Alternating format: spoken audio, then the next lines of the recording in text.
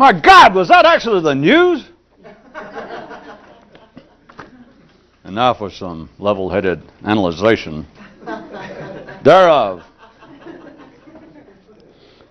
I'd like to read one they asked me to, which was a follow-up from a story from last time that, if you recall, noted that as the creatures were leaving their erstwhile burned down, decaying garden and fleeing to the city had a comment to them. And this was somewhat of a follow-up and a more exact telling, evidently, of the story, because it says,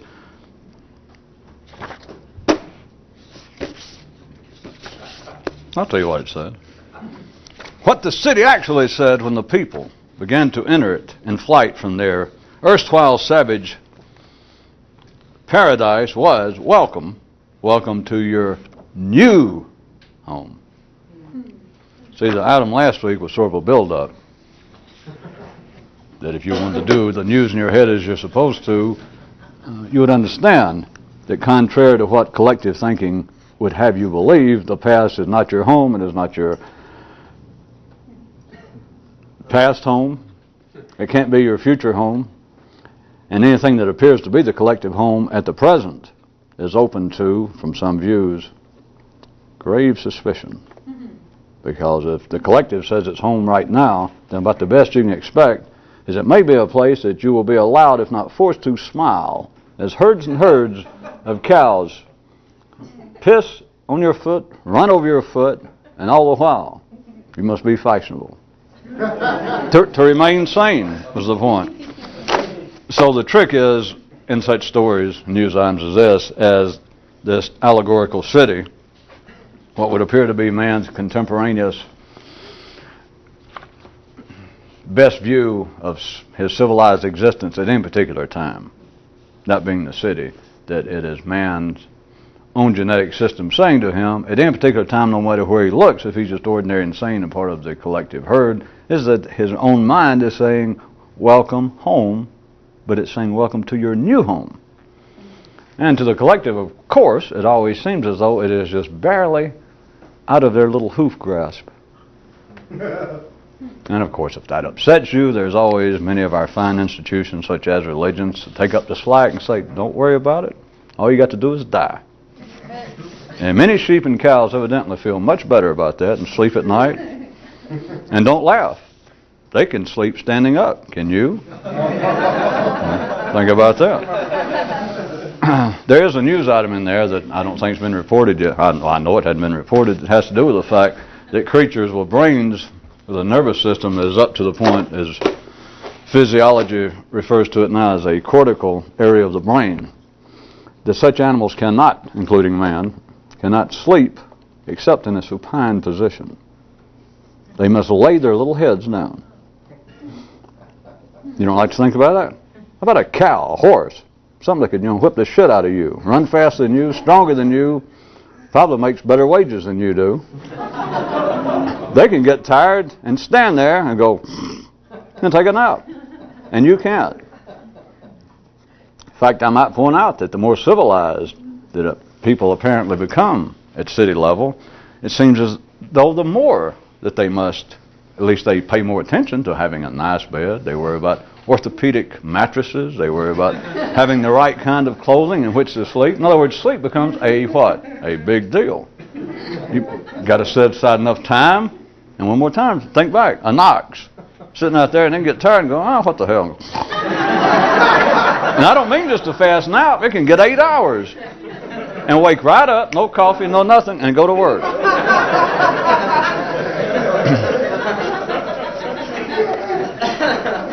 Go back to the, my God, that's the real news. Oh, I did that. All right. Here's some of the items they asked to be further analyzed. Why did they originally say analyze? It could have been commentary. Oh, analyze sounds better. Commentary sounds like my opinion. Which is kind of funny since I made up the news and to say, well, now I have a commentary of it. All right. Well, here we go. Let's see. The city, in its many subtle and secret ways, which is, of course, through man's nervous system, but assures one and all, quote, Why, certainly. Men are much more than their genes. And oftentimes as proof, it will hold up civilization. Yeah. In case any of you think that life itself does not have a little lab. Of course, some of you already thought that, but you thought that you were the little white mice that it might hold up. Not necessarily. All you got to do is shift the scenario a bit, and you could be a visitor there. And what does life have to lose? And it could be holding up, instead of you or a little mouse, it holds up civilization. It shows all the wondrous things that man has done by knowing full well that he is not merely his genes. Because if that were true, which is obviously not, we all know that, if that's all he was, we wouldn't be here. Well, you know that. We'd be out there in the field with the ox. And sheep. And we'd be out there and they'd be pushing us, say, get out of the way, get your own job. We'll figure what a gig sheep and cows have got. And what if they suddenly turn around in the herd, after all this time of using it? It is allegorical, isn't it? Yeah, about herds and cows. What if a man didn't take it necessarily allegorically, and there one day you just decide, well, things might not be as bad in other areas as I find my present conditions to be, and suddenly you pop up in the middle of an actual cow herd, and you kind of do cow things for the day, a few hours, kind of hang out and just kind of cow it up. I suggest maybe one human they'd let go, but then maybe if you called your brother or several friends, and the cows looked around, I wonder how long they'd put up with it, because they'd think, what a cushy gig we got here. They're going to run it amok. I suggest that pretty soon somebody would go, ooh, a cow accidentally go, oh, sorry.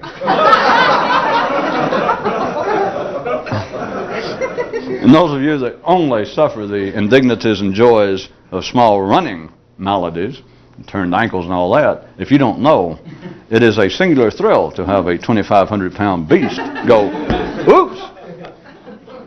If you don't believe it, go into the city and let them sit on your mind. Let them straighten you out. Go in there with a question. Go in there with a serious inquiry to one of their institutions. And I've got to admit, some of the city institutions are larger than cows. Even some of them weigh more than 2,500 pounds. But one thing about there's news on them there. They can step on you, and you can apparently survive. As witnessed by all those carrying card-carrying members of a church, political party. You didn't like that. The institution can not only step on your foot, they can sit on you. And then get up, and you can still go about your business. And in fact, if you're ordinary, feel much better for it. Apparently. If not so, why do people do it? I don't know. We're getting off the track, right? Or at least a cow didn't run over us. All right, here we go. Where were we? Unlike those on a physical prowl, whose intentions are quite obvious, men on a mission must explain to you what it is they're up to. There was another one in here I don't think that they brought out that point out that it was, I think, a rhetorical question that somebody was saying. Have you noticed that when someone has something publicly to say, the rhetorical question, why is it that those who seem to have the drive to publicly speak, address the world, always have complaints to voice? This, may I suggest, is not absolutely removed from that. Those on a physical prowl, I don't guess if that needs any explanation. If somebody was, putting a make on you at a bar, if somebody was about to hit you at a bar, if an army was about to attack, if you want to look at it collectively, you look over your border and there's 50,000 men, suitably armed, looking somewhat perhaps inebriated or at least seriously pissed, and they're looking right at you, it does not require a lot, assuming that you still have a modicum of sanity. At the time, you do not have to holler, I say there, what are you up to? It's obvious what they're up to. Or if a man comes up with a gun to your head, those physically on the prowl, whatever they're up to is obvious. The rest of the news I'm said, but those on a mission, all of man's institutions, all of his faux thinking, all of the collective intelligence of humanity, that which appears to be right at the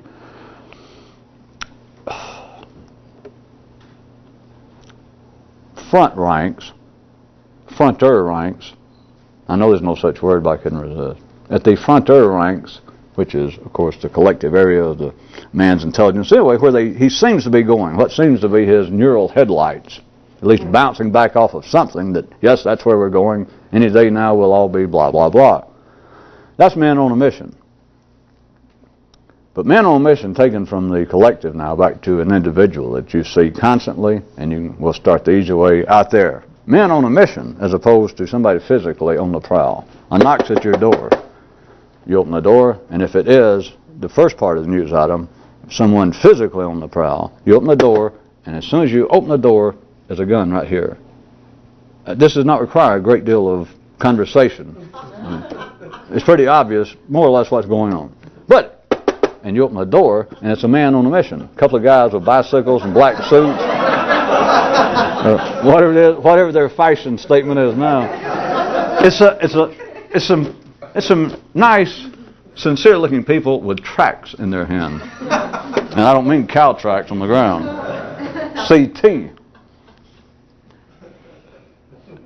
Now, of course, you guys are hip enough, evidently, that you know that what I was going to refer to, and so you can say, well, it doesn't require any explanation. Yeah, it does. That is, you don't know who it is. They just got something in their hand. Take away the guys in the black suits and the bicycle. I shouldn't have done it. You just knock at the door and you open, there's a knock and you open the door and there's somebody standing there. No gun, no nothing. And they're standing there. But they're on a mission. Let's say it is who we're talking about. It's somebody with a religious tract, somebody trying to say you're in a political party, somebody trying to get you to sign up for some sort of community project, some sort of petition they have. They're men on a mission, which is this, not a physical prowl. They must explain to you what they're up to. And I'm sure I don't have to say this, but I will anyway. Thank you. That you wouldn't jump to the obvious and say, well, if it's something of a non-physical nature, men have to explain it. Yeah, it's not quite that.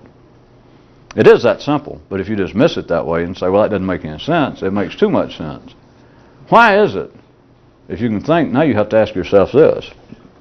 You don't have to, of course. I don't have a gun or anything to force you. Of course, if you don't, I do have some religious tracts, and I know how to use them.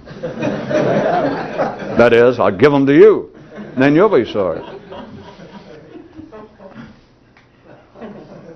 Ask yourself the rhetorical question, back to skipping what would appear to be the neighborhood physical obviousness that a man with a mission must tell you what he's about. If he's not physically assaulting you, if his nonverbal address to you does not speak volumes itself. Picks out a gun, holds his fist back, holds out his hand, for money. If his mind's silent, if he is not making some nonverbal statement to you, then your mind could say, well, certainly he's got to explain what he's up to. Think about it a second. Think about all the great missions from the ordinary view, religion being the great one, to pick it out again just as the best example, not worthy of any greater use than anything else, but it could be a political party, but religion is the widest known and longest running example. And from all ordinary views, it is truly, ordinary people say, that it is a singular activity, unique. And the number one definition, like God and Mr. Webster originally intended, for dope heads and people got hold of it.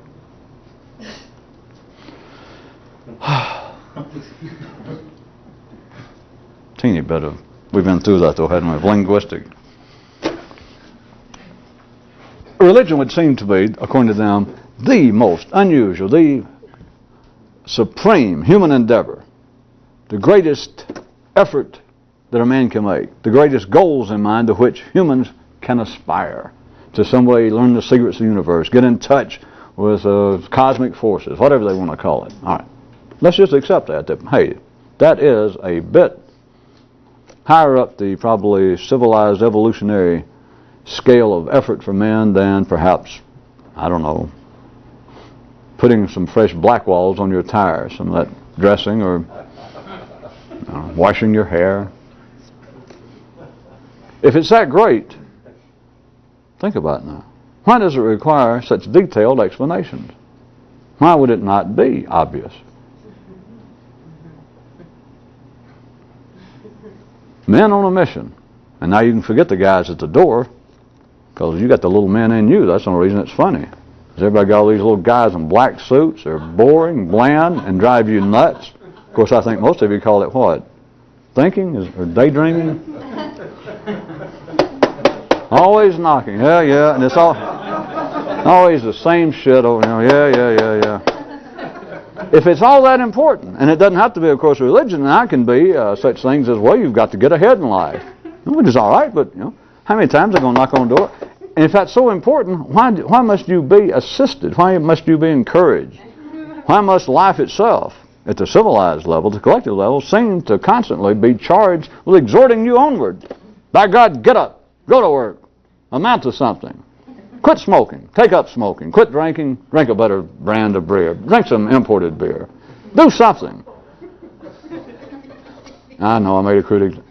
Go back to school. Study accounting on the side. Take up art. Do something.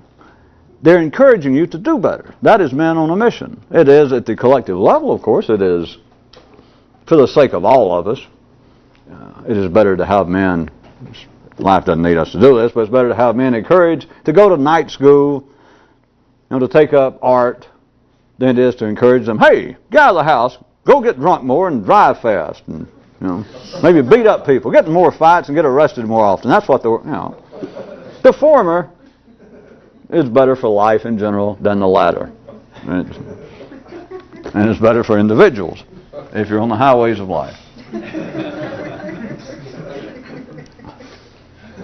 But still, men on a mission, men with a philosophy, men with a commitment, whether you want to consider the guys in the suits at the door of the religious tracts, or, as you should, in here.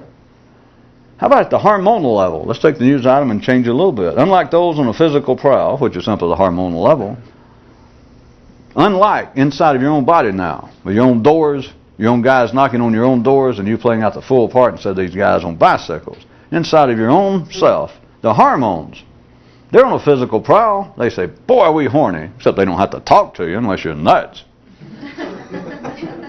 Or he goes, boy, are we hungry? Woo! Boy, am I sleepy. And don't go back out there in the field of those cows. You ruined my bedroom slippers last time.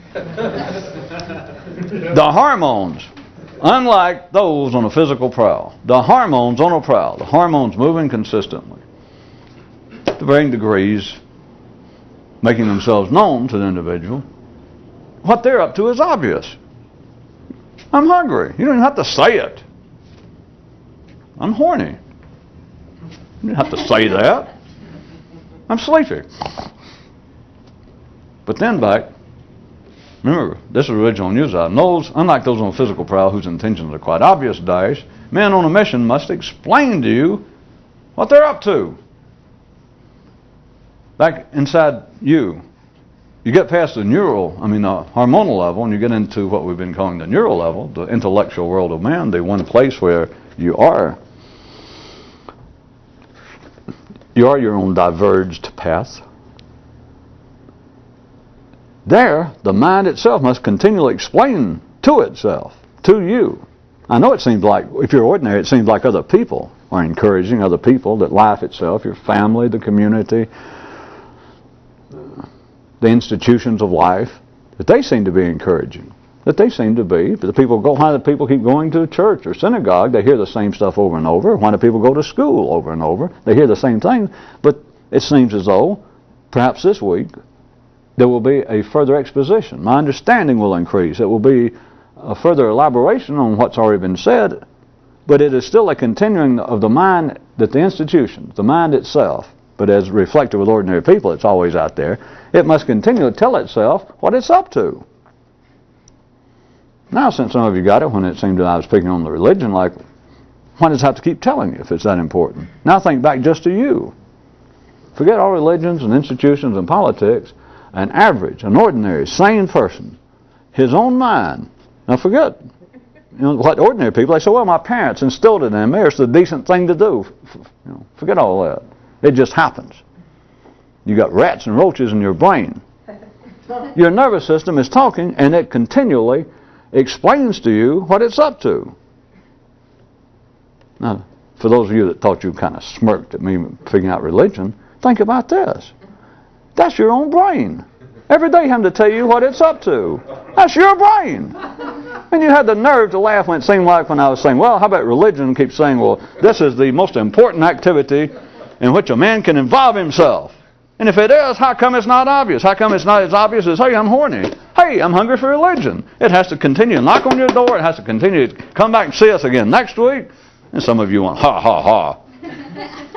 Ha, ha, ha, this. Your brain does it. Constantly it knocks, you go, yes. Now, remember, not hunger, not sleep, not sex. And you go, yes. And of course, all this you call it thinking. If you're ordinary, I'm just using that generically speaking. I say you. Your own mind has to keep telling you, well, here's what we're up to. I mean, did you ever think about like walking in the bathroom, looking in the full-length mirror and think, well, let's see, I'm now, 35 years old. I've got, an MD, an MBA. I have a house, a mortgage. And every day, constantly, throughout the day, my mind tells me this more than my hormones tell me anything. It has to continually tell me, let me explain to you exactly what we're up to. And I've been me now for 35 years. I've had the same brain, hadn't had a brain transplant. I'm still me. I can look in the mirror, I answer the same name, the phone rings, I answer it, and they say, Bert? And I go, yeah, so it's got to be me. And my mind, of course, we all know ordinary people do not look at it this way. Their mind, they don't really pay attention to what it's doing unless it gets out of whack, out of sorts. And that's not the kind of people we're talking about, but we know how that goes. That's the kind of people that go, ooh, my mind's driving me crazy. And you're supposed to say, in your case, sir, it's not a drive, it's a short putt. But I won't do that again.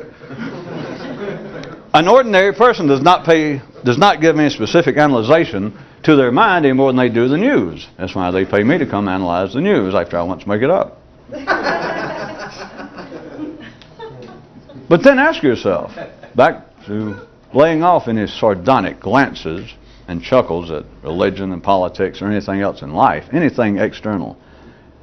Your own mind continually, at city level, as it should, is continually explaining to you what it's up to, which may sound all right. Well, a man must plan, a man must consider his options, a man must analyze his life, yeah. Of course, by now, any of you that's been so adversely affected by being around this kind of news and has had occasion to begin to just take note of what's going on inside your own nervous system, here, not your lungs, not your liver, not your stomach. Everybody knows what's going on there. It's on the prowl. But up here, you simply notice the damn thing every day, every hour, sometimes second to second, it's going. And it's explaining to me what it's up to. It's my brain. It's connected to me. It's me. You don't find that interesting? I know you do. It was just a rhetorical question. If you're ordinary, you don't find it interesting. If you're ordinary and heard all that and you tried to listen for 10 or 15 minutes to this kind of crap, it either gets very boring or you go, Jesus, this is insane. Now, what does that prove? Which is why so many of these news items says a viewer or somebody heard it and went, boy, I'm not going to think about that. Or that doesn't make any sense. Or what? No. Men on a mission must continually explain to you what they're up to. Besides your own nervous system, you might also look back. As always, I'm not trying to discount what goes on in life, because that is, once you can hear life talk in a certain way, that's where the real news is. I know some of you, I've noticed some nights, people that come here will laugh at some of this or react to it. This is child's play. How people sometimes write, won't know where I get all this, that they've been searching the library and they went all the way from the UFO section to home improvements or whatever, to the research. I forgot, ever since old man Dewey died, I forgot how his system went. Well, we're all plagiarists, if you want to say that. That's where the funniness is. That means, just there it is. So back to what I was going to say, besides just the nervous system here, if you do look at life as part of the seriousness of city life, the seriousness of the collective intelligence of humanity, of where we're supposed to be collectively, what civilization is, is not only serious, but another way to look at why it is so deadly serious is because of the fact it is constantly having to explain to man. If you want to look at it this way, it's life speaking collectively, and then if you're ordinary, it seems as though it is coming from institutions. It does seem as though it's coming from without there, from your parents, from teachers, priests, rabbis, thinkers, philosophers. The seriousness is because it has to continually explain what it's up to. And so from another view, if you realize what I've been trying to get you to consider, that in a sense what it's up to is, back to a definition tonight, it was of man, but it's of ordinary life. It is the world's only example of an unfinished fait accompli, which is not meant to be just simply a non sequitur. It is a continuing, non-finished piece of business. It's not running amiss. It's the way it should be. And so what you have is life through its institutions, through the collective intelligence of humanity, is telling, each person telling each other. Some people always end up on stage telling crowds of people. It's like that large dance. It's a politician or a lecturer, a priest, somebody. That old story. That somebody is up there, and they appear to be a spokesman for life, a louder spokesman. They seem to be leading a dance with some group of people. They're leading. But why are they always deadly serious? It is, if you can look at it this way, it sans any hostility, aggression, or sarcasm. It is because what they're continually explaining, why they're having to continually explain what they're up to, is in a sense, at least in one lifetime, is they ain't up to nothing. Pardon the technical language. Well, in other words, for a politician to say, well, here's what's wrong with this country. I can tell you exactly. It's a good thing that you've got me on the ticket because I'm going to tell you exactly what's wrong with this country. It's and it doesn't matter what he says. All you got to do is have any sense. It's not that politicians are any worse than anybody else. But anybody that says, any ordinary man that says, well, I'll tell you this, as soon as he starts this, I'll tell you this, you might as well. It's those guys on the bicycles. But as soon as somebody says, I'll tell you exactly what this country needs. He don't even know what he needs. Nobody does. No ordinary person. Or a man puts on, the funny outfits, waves candles and smoke, and he says, that God sent me here to tell you what's wrong. And you go, well, hell, he don't know what's wrong. His flies unzipped. He won't go look in the mirror and think he's dressed up like some kind of leftover clown from the Middle Ages. And as you know, it's not to pick on religion. That's not the point. It's that any ordinary person who says, I'll tell you exactly what's wrong, or says, I'll tell you exactly what we need, or I'll tell you exactly where things are going. That's why they have to be serious. It is simply this, is they do not know. And by now you've got to know that, unless you're still hostile about it and still a little pissed. Well, for years I tried to be a good Catholic or Jew or Democrat or good family, a good son or daughter, and now I found out, hell, even my parents didn't know what was going on. You don't mean to tell me. God, what a shock.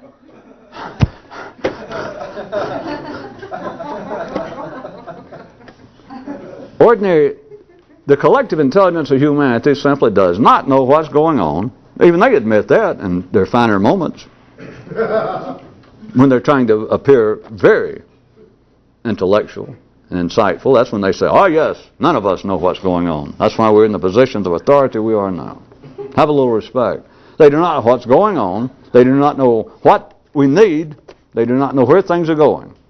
So that's about covered it, right? That's why they must be serious. That's why life makes everyone serious. Because they must continually explain what they're up to, that is what we're up to collectively. And at the intellectual level, we, that is speaking collectively, do not know. So what else are you going to do? What's your choice? Based on binary reality. If humanity collectively, and its leaders collectively, the head cows, the institutions, the finer aspects of civilization, if they and their spokesmen do not know, which they don't, and all you got to do is just look, and it's obvious. Hell, obvious and an insult. They do not know. So what are they going to say? In binary reality, you only got two choices. If they don't know, then the president, or prime minister, the pope, somebody has to come out and say, well, I see all of you came here, and I think the time's come to level with you. Well, I know you're all waiting for me to show up today, and I just flew in from Detroit, and boy, my arm's tired.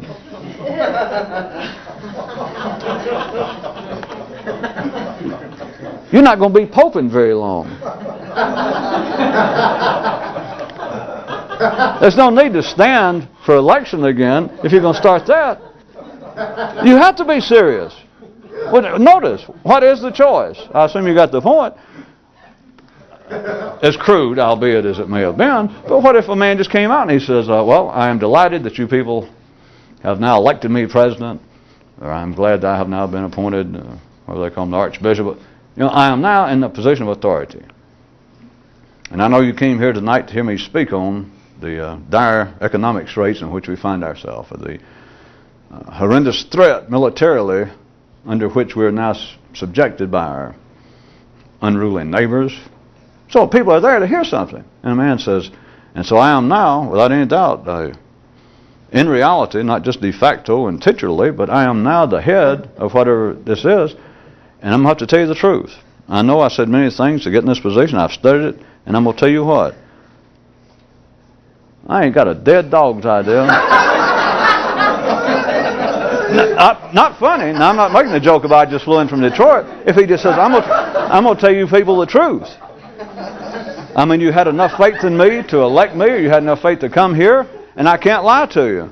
I don't have any goddamn idea what's going on. I don't know what we need. I don't know what to do about the present threat. I don't know where things are going, but I'm all dressed. I got my suit and my sash. I'm now mayor of the town, or I'm now president. I'm now the pope. But I just want to level with you, and let's start off on the right foot together. I got no idea what's going on. So, do you see? That, without it being intended to be funny, the last examples I was making, that would be the contrary, that would be the other side of being serious. So, faced with those examples, which is all binary reality could do, the only thing that ordinary running electrochemical systems and ordinary brains could do, collectively and individually, is you're left to that choice. Either come out and be serious, which is from a more independent view, no offense to the collective, and it has no effect on them, but to come out and be serious, which always is a cover for not knowing. Always.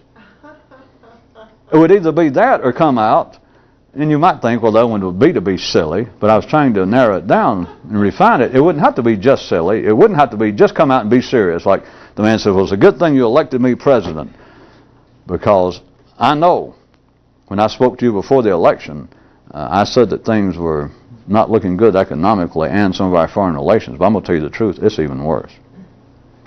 God, I am so thankful that you people voted for me, but I got to start off and level with you. Things are really not good. That's what you expect. And when I was saying there was only two alternatives, once you consider that, the silly or the obvious first might have been me making the jokes of man being silly. If he decided, if for some reason a man got in that kind of position, which it wouldn't happen, but if he did, and realized, I'm nothing but a bag of lies. I don't know what's going on. How did I get here? I think I'll walk out, and instead of being serious, which I know I can get and do that because I was serious to get elected. I can go out and give them that kind of bullshit. But I'll go out and just say, hey, things are not looking good. But if you think if you think the economy looks bad now, you should see my first wife. And he thinks, well, no, maybe that's going too far. Instead of just being the other side of that kind of serious, I'll go out and tell jokes. Now, we already established, you understand, that's not going to work. The cows are going to go into shock.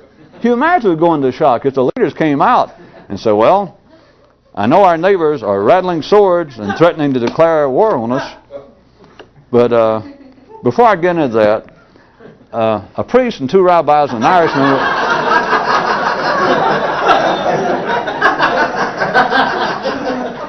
I just want you to understand there could be a slight variation of that. Instead of a man just being silly, the opposite of that kind of seriousness, which is actually false seriousness, it is specious, it is a camouflage, then he could come out and tell, quote, the truth. That is, come out and say, I was going to come out and be serious and tell you about all of our economic woes and some of the threats that are now laying heavy on our foreign policy hearts. But I can tell you that, and it may be true, for all I know. I know I told you that kind of shit during the election, and I know newspapers writing about it, and I hear you people talking. You think that things are bad, and you think that maybe the people across here are going to attack us. I know you think that. And I thought, well, I'd come out and tell jokes, but I wouldn't accomplish anything. So I'm going to tell you as best I can the truth. I got here. All my life I wanted to be here. I'm here now, and I got no idea what to do. I am just absolutely... I don't know what to think. I don't know what to say. I just wanted to tell you. That is not the way life works. It cannot work that way. There was a news item tonight that pointed out that if it said, I think the heading was another way that things cannot be, and that is if the herd, if the collective understood, the news item said if the herd ever understood itself, it would disintegrate, which is just a way to say if collective humanity, if the collective intelligence of humanity, the best, but that's the collective, the sane, the educated, sophisticated on this planet at any time, if there was some understanding of the nature of how life is. It could be just suddenly presented to people, flashed up on a scoreboard, a little picture, a graph, a chart that, hey, here's what's going on right now. This position we're in, what people think we need, but what do they call it? The truth. If you could just hold it up. And collective intelligence, those running the world, those leading the dance, all the institutions, the best minds, the average minds, the sane people, if they saw it, the collective would disintegrate. So, it's not going to happen, of course. You're already out of tape.